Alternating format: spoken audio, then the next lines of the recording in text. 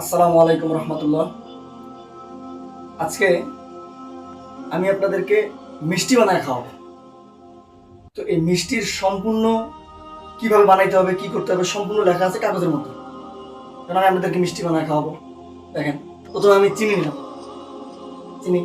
নিলাম, তারপর আমি দুধ নিলাম, তারপর আমি ময়দা নিলাম, ময়দা। এরপরে আরো বিভিন্ন ধরনের বিভিন্ন কিছু লাগে, ময় মশলা কি কি যেন লাগে, ওগুলো তো জানি না। যাই আমি ইত্যাদি নিলাম, হ্যাঁ, মানে সব যা যা লাগে আর কি, সবকিছু এটার মধ্যে ইত্যাদির মধ্যে নিলাম। এখন আমি এটা দিয়ে আপনাদেরকে মিষ্টি বানায় খাওয়াবো। সবগুলো একত্রিত করলাম, এটা এখন আমি মিষ্টি বানাইলাম। আগুন টাগুন যা কিছু আছে সবকিছু তো ইত্যাদির মধ্যে আছে। ওরা আবার বলবেন না যে আগুন নাই, কিছু নাই, না, সবই ইত্যাদির মধ্যে আছে। আমি আপনাদেরকে এখন মিষ্টি বানায় খাওয়াবো। আমি কিন্তু এই মিষ্টি খাবো না, খাওয়াবো হচ্ছে আপনাদেরকে। এই মিষ্টি হয়ে গেল। আমি আরো আগে মিষ্টি বানায় রাখছি, এই মিষ্টি। এখন আমি একটু খায়া দেখি, কোনো স্বাদ পেতেছি না। তবে আপনাদের মতো যাদের মাথায় গোবর এবং বেধর্মীদের মতো কিছু জানেন না, ধর্ম বিষয় জানেন না, অথচ ধর্ম নিয়ে বড় বড় কথা বলেন, একটু ঘাটারও চেষ্টা করেন না, সেই সমস্ত গাধাদেরকে আমার এই মিষ্টি খাওয়ার দাওয়াত থাকবে। এমনকি আপনারা নিজেরা বাসা বানায় খাবেন, ঠিক আছে? এই যে একটা দিলাম, আপনারা এটা খাবেন, আর একটা দিলাম, এটাও খাবেন। এই যে একটা, এটাও দিলাম, এটাও খাবেন। মিষ্টি দিনটা আপনারা খাইন। এই সমস্ত মুসলমান নামে নামধারী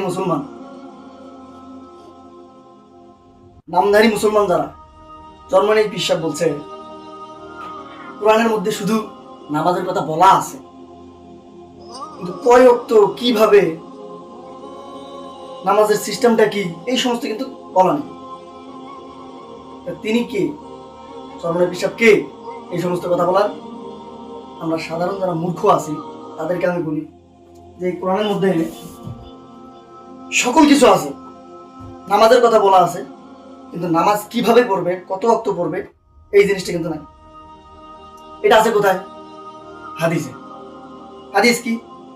ওহি হচ্ছে দুই প্রকার, এক হচ্ছে কোরআন, দ্বিতীয় হচ্ছে হাদিস। আর আপনি কোরআন মানবেন না, হাদিস মানবেন, হাদিস মানবেন না কোরআন মানবেন, তা কিন্তু হবে না। আমরা অধিকাংশ মুসলমান শুধু হাদিস শুনি, কিন্তু কোরআন জীবনে শুনি না। আর কোরআনের একটা কথা শুনলেই যেন কেমন মানে ওইটি নিয়ে সমালোচনা তৈরি হয়, মাথা নষ্ট হয়।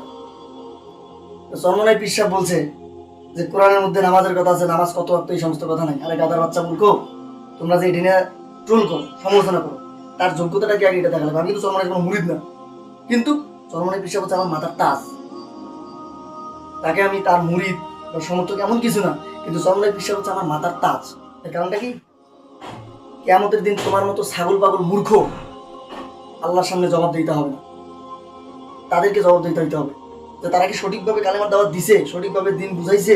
তুমি তোমার বুঝে এসে না, তুমি এটা নাস্তিকতা নিয়ে মনে করো টোল করা শুরু করলা, তাতে করে কি হইলো? আবার শুনি লিগ্যাল নোটিশ। কে লিগ্যাল নোটিশ দিছে, কি করছে? লিগ্যাল নোটিশটা কি?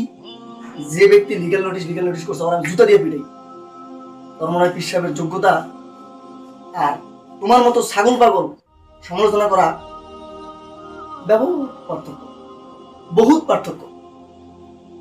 সূরা বাকারার 1 থেকে 4 নম্বর আয়াতের মধ্যে দেখবেন ওইখানে নামাজের কথা বলা হয়েছে, আরো বহুত আয়াতে নামাজের কথা বলা হয়েছে, কিন্তু কত ওয়াক্ত কিভাবে করতে হবে এটা কিন্তু কোরআনের মধ্যে নাই, বাস্তবেই নাই।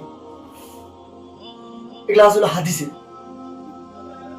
তো বর্তমানের মুসলমান হয়েছে অধিকাংশ বেধর্মীদের মতো, অর্থাৎ নামের সামনে আছে মোহাম্মদ অমুক, মোহাম্মদ তমুক, মোহাম্মদ এই, হ্যাঁ, আবার নামাজও পড়ে কে, মানে নামাজ পড়লে যেন চালা জান্নাতে যাবে, আর বাকি কিছু করতে হবে না। আবার বড় বড় আলেমের সমালোচনা করে, আলেম ওলামার সমালোচনা করে। ওই সমস্ত নাস্তিকেরা ওরা নিজেরা মুফতি মুহাদ্দিস মনে করে সেই হচ্ছে মক্কা মদিনার বড় ইমাম। অথচ যদি এই চরমনাই পীর সাহেব আরো বাংলাদেশে যারা টপ নাম্বার আলেম ওলামা, বড় বড় আলেম ওলামারা আছে, তারা যদি ইসলাম নিয়ে কথাবার্তা বন্ধ করে, বাংলাদেশের মধ্যে একটা মুসলিম থাকবে না। মুসলিম নামে নাস্তিক, মুসলিম নামে কাফেরা থাকবে। আপনি চরমনাই পীর সাহেবের নামে আলোচনা করেন, বেটা তোর মতো ছাগল পাগল চরমনাই মাদ্রাসায় যা দেখ, জুতা বহন করার যোগ্যতা নেই তাদের। জুতা বহন করার জন্য সিরিয়াল ধরে জুতাটা পর্যন্ত বহন করতে পারে না, আর তুই আছিস চরমনাই পীর সাহেব নিয়ে সমালোচনা করার জন্য। বেটা কি কইছে আগে জান, তোরে কইছে যে নামাজের কথা কোরআনের মধ্যে নাই, আগে বিষয়টা ঘাট। ঘাটার পর দেখ ওই জায়গায় কি আছে। প্রত্যেকটা জিনিসের একটা ধারা আছে। যেমন বড় বড় কয়েকটা কিতাব আছে, ইবনে কাসির, তাফহিমুল কোরআন, তাওজিহুল কোরআন, মারিফুল কোরআন, জিলালিল কোরআন। এই তাফসির গুলা কোরআনের একটা ব্যাখ্যা। যদি কোরআনের সব ব্যাখ্যাই থাকতো তাহলে এই কোরআনটা হয়তো কমসে কম 500 খণ্ড বলে অবশ্বাস নেই। এই যে এত তাফসির, এত কিতাব, এত কি কারণ? কোরআনের একটা আয়াতের তাফসির করতে এক একজন আলেমের জিন্দিকটা পার করছে। আর তুমি নিয়ে আইছো জন্মের বিচার করছি যে কোরআনের মতো নাই। তোমার মতো বেয়াদব কিন্তু ঘরের মতো কোরআন টাঙা থাকো। তুমি কত দেখি যে বিগত এই তোমার জন্মের পর তুমি কয় আয়াত কোরআনের আয়াত পড়ছো? বাংলা তাফসির পড়ছো কিনা, বাংলা জানো কিনা? তুমি খালি কোরআন পড়লা আর নামাজ পড়লা, জান্নাতে গেলে। এত সোজা। কোরআন দিছে আল্লাহ তাআলা তোমার সঠিক পথে চলার জন্য। কিভাবে কিভাবে চলতে হবে, কি করতে হবে মসজিদে। বড় দুঃখজনক একটা ব্যাপার, বর্তমান হিন্দুদের 99% তারা তাদের ধর্ম সম্বন্ধে জানে না, শোনা কথায় ধর্ম পালন করে। আর সেই মুসলমানরাও ওই পথেই চলতেছে। কারণ কি? তারা কোরআন পড়তে ভালো লাগে না, হাদিস পড়তে ভালো লাগে না, নামাজের কথা বলে ভালো লাগে না। অথচ নামাজ, কোরআন, হাদিস নিয়ে যদি কিছু বলা হয় ওদের ভালো লাগে না। তখন ধর্ম ব্যবসায়ী, মৌলবাদ, বিভিন্ন ধরনের কথা হয়। কিয়ামতের দিন আল্লাহ তাআলা তোর মতো ছাগলে জিজ্ঞাসা করবে না, কারণ তারা হচ্ছে দিনের দায়ী। চরমনের পিকচার থেকে শুরু করে আর বড় বড় আলেম যারা আছে তারা হচ্ছে দিনের দায়ী। তুই তো একটা ছাগল, তোর তো কোনো ধর্মই নেই। তুই ধর্ম নাই বিধেই তো তুই আলেম আলামার নিয়ে সমালোচনা করিস। আগে দেখ কি কইছে। তো মূল যে কথাটা, মসজিদের মধ্যে ঢুকলে দেখা যায় শত শত কোরআন তারা সাজা রাখছে, নতুন কোরআন, পুরাতন কোরআন। লাভ কি? তুমি একটা টাকা দিয়ে কিনা মসজিদের মধ্যে কোরআন দিলা আর সওয়াব পাওয়া গেল না? এত সোজা। তুমি একটা কোরআন কিনা মসজিদে দিলা মানে তোমার আরো পাপ হলো। একটা কোন সময় যাচাই করছো পড়ার জন্য? যাচাই করো না। অথচ কি করো, কোন আলেম কি কইলো, কি কোন জায়গায় ভুল ধরলো, বেটা তুই কি ওর পায়ের যোগ্যতা, তুই ওর ভুল ধরিস? আলেম আমার ভুল ধরিস? তুই তো ওর জুতা গ্রহণ করার যোগ্যতা নেই বেটা তোর। যাক, বেশি কথা বলবো না। কথা হচ্ছে একটাই, সর্বপ্রথম আমরা মুসলমান। একজন আলেম কি কইলো সে কথাটার আগে আমাদের যাচাই করার দরকার। বর্তমান ইহুদি নাস্তিক, মুসলমান নামে বহুত নাস্তিক বাংলাদেশের মধ্যে, বহুত নাম অমুক তমুক, আমি যাবি মসজিদে নামাজও পড়ে, কিন্তু ওর ধর্মের বিষয়ে কোনো জ্ঞান নেই। ও যদি একটা কঠোরভাবে কথা শুনে তখনই মনে করে যে আই হাই মৌলবাদীরা কি কইলো, ও জানেই না ধর্ম সম্বন্ধে। আবার বড় বড় কথা। আমাদের এই সমস্ত ফেতনার থেকে দূরে থাকতে আলেম ওলামাদের অবশ্যই সম্মান করতে হবে। তারা দিনের দায়ী। তোমার মতো ছাগল বাবুকে শুধু সমালোচনাই করবে, আর আলেমরা শুধু কালেমার দাওয়াত, কোরআনের দাওয়াত, হাদিসের তাফসির, এই সমস্ত বিষয় নিয়েই তারা দাওয়াত দিয়ে যাবে। এই সামান্য 80 বছর 100 বছর দুনিয়ার মধ্যে তুমি কি করবা? তোমাকে হিসাব দিতে হবে। কাজে আলেম ওলামার পিছে লাগবে না। তুমি যে নাস্তিকের পিছনে দৌড়াও, যা দেওয়ার বুকি ভর্তি গু পায়খানা, নামাজ পড়ে নাই, মুখে নাই দাড়ি, আল্লাহ রাসূলের কোনো সুন্নত নাই, আবার বড় বড় কথা। এগুলো ভণ্ডামি বাদ দাও। বাদ দিয়া তোমরা তোমাদের জায়গায় থাকো। আলেম ওলামাদের সাবজেক্টটা আলেম ওলামাদের জায়গায়। আলেম ওলামাদের সঙ্গে সরাসরি সম্পর্ক হচ্ছে আল্লাহ রাসূলের। তোমার মতো বেধর্মী নাস্তিক নামদারি মোহাম্মদ সামনে দিয়া মুসলমান সাইজা নামাজ পড়বা না, জেনায় লিপ্ত থাকবা, জুয়ায় লিপ্ত থাকবে, মদের মধ্যে লিপ্ত থাকবে, গাঁজা খাওয়া, আর মনে করো যে বড় বড় কথা বলবা আলেম ওলামা নিয়ে। এগুলো বন্ধ করো। সর্বশেষ কথা হচ্ছে যে কোরআনের মধ্যে মূল মূল কথা দেওয়া আছে, এর ব্যাখ্যা হচ্ছে হাদিস, এর ব্যাখ্যা হচ্ছে তাফসির, এর ব্যাখ্যা হচ্ছে বিভিন্ন কিতাব আছে, সেই সমস্ত কিতাব। কোরআনের মধ্যে সকল কিছু দেওয়া নেই, শুধু মূল অংশটুকু দেওয়া আছে। গুরুত্বপূর্ণ যে কথাটা সেটা দেওয়া আছে, এর ব্যাখ্যা আছে হলো তাফসিরের মধ্যে। আর এর ব্যাখ্যা দিতে পারবে শুধু আলেম ওলামারা। কোরআনের কটাক্ষ করছে, এটা কোরআন কি তুমি বুঝো? হযরত ওমর রাদিয়াল্লাহু তাআলা আনহু, আমিরুল মুমিনিন, তার নেতৃত্ব থাকা অবস্থায় তিনি বড় বড় ওই সময় যারা রাষ্ট্র পরিচালনার সময় তিনি তাদের বিভিন্ন জায়গায় দায়িত্ব দিয়েছিলেন, তাদেরকে নিয়ে আলোচনা করতেছিলেন। এর মধ্যে একজন সাহাবীর সঙ্গে আরেকজন লোক ছিল। কারণ সে বলতেছিল যে একটু অনুমতি নেন, আমি ওমরের সঙ্গে কথা বলতে চাই।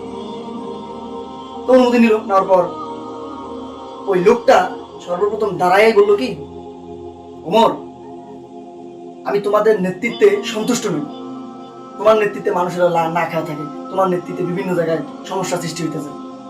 যখন এই কথা বললো, আমিরুল মুমিনিন হযরত ওমর রাদিয়াল্লাহু তাআলা আনহু সঙ্গে সঙ্গে তরবারি খাপটা থেকে তরবারিটা টান দেওয়ার করছে। ওমর রাদিয়াল্লাহু তাআলা প্রচন্ড রাগ ছিল। এর মধ্যে আরেকজন সাহাবী দ্বারা হযরত ওমর রাদিয়াল্লাহু তাআলা আনহু বললেন, হুজুর, আমিরুল মুমিনিন, আপনি কি ভুলে গেছেন আল্লাহ তাআলা কোরআনের মধ্যে বলেছেন, রাসূল সাল্লাল্লাহু আলাইহি ওয়াসাল্লাম বলেছিলেন, খুযিল আফওয়া ওয়ামরু বিল মা'রুফি ওয়া আ'রিদ আনিল জাহিলিন। হে নবী, আপনি ক্ষমাশীলতার পথ অবলম্বন করুন এবং মূর্খদেরকে এড়িয়ে চলুন। যারা চরমনাই পীর সাহেবকে ভালোবাসে, চরমনাইকে সমর্থন করে, যারা তাদের পক্ষে না থেকেও ভালোবাসে, তাদেরকে আমি বলতেছি, আপনারা আপনাদের এই রাগের জায়গাটুকু খাপ মেরে রাখেন। হযরত ওমর রাদিয়াল্লাহু তাআলা আনহু সঙ্গে সঙ্গে তরবারিটা আবার খাপের মধ্যে ঢুকিয়ে ফেললেন। ঠিক তেমনি ভাবে আপনাদের যে ভুল বোঝাটা, এটা আপনারা খাপ মেরে রেখে দেন। কারণ এইখানে আল্লাহ তাআলা বুঝাইছেন, রাসূল সাল্লাল্লাহু আলাইহি ওয়াসাল্লামকে বলছেন, মূর্খদের সঙ্গে কখনো কোনো কথা বলা যাবে না। আর এই মূর্খরা কারা? যারা দিন সম্বন্ধে বোঝে না। তুমি বড় বড় পিএইচডি নিছো, ডিগ্রি নিছো, তাতে কি হয়েছে? কি হয়েছে কি? তুমি বিসিএস ক্যাডার পাস করতে পারো, কিন্তু চরমনাই পীর সাহেবের জুতা বন্ধ করার যোগ্যতা তোমার নাই, কারণ তুমি মূর্খ। যারা দিনের দায়ী, আল্লাহর রাসূল সাল্লাল্লাহু আলাইহি সাল্লামের ওয়ারিস হচ্ছেন তারা, তুমি না। তারা ভুল করবে, তারা ভুল করতেছে, তারা তো মানুষ বলতেই ভুল হয়। তাদের ভুল আল্লাহ তাআলা ক্ষমা করবে, চাইলে ক্ষমা করতে পারে। কিন্তু তোমার অবস্থা কি হবে তুমি একটা ভাবছো? কাজে এই সমস্ত ভণ্ডামি বন্ধ করে আলেম ওলামার পিছে লাগিও না। আমি যা বললাম, যদি কষ্ট দেখেন আমাকে ক্ষমা করবেন। আসসালামু আলাইকুম।